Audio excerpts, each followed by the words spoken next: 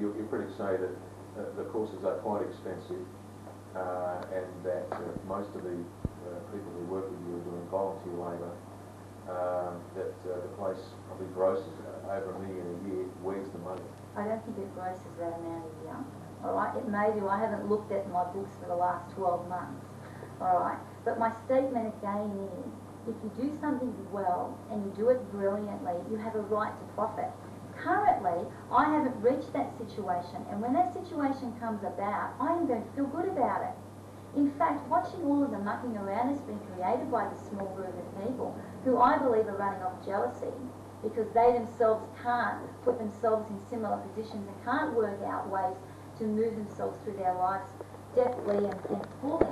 All right? My comment to that is that probably the program should go up in price, because I really don't feel that people are actually happy with what we do give them, and what we give them is a brilliant, professional, caring product. They say this is all about power and money, principally money, and that you love cash. Yeah, I'm sure that I do love cash, and so do you, and so do most people, because that's what you live off. That's what people work off and live off. You can't live in this society without cash. It's something spiritual, isn't it? But there isn't an organisation that claims that they're spiritual that don't need money. All right, you need money to run anything and everything in this world. And for people to stand there and say, excuse me, can you do it all for free?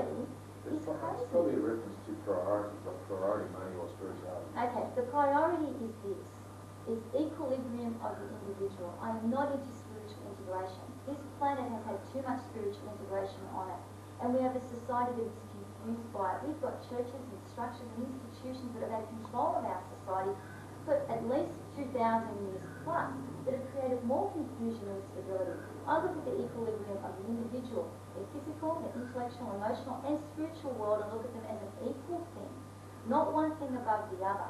All right, and I'm not into spiritual integration. It creates an imbalance. It creates people that are not grounded. Okay, you need to integrate the intellect into the spiritual. You need to integrate the emotional and the physical world. You can't have one item up there above the rest.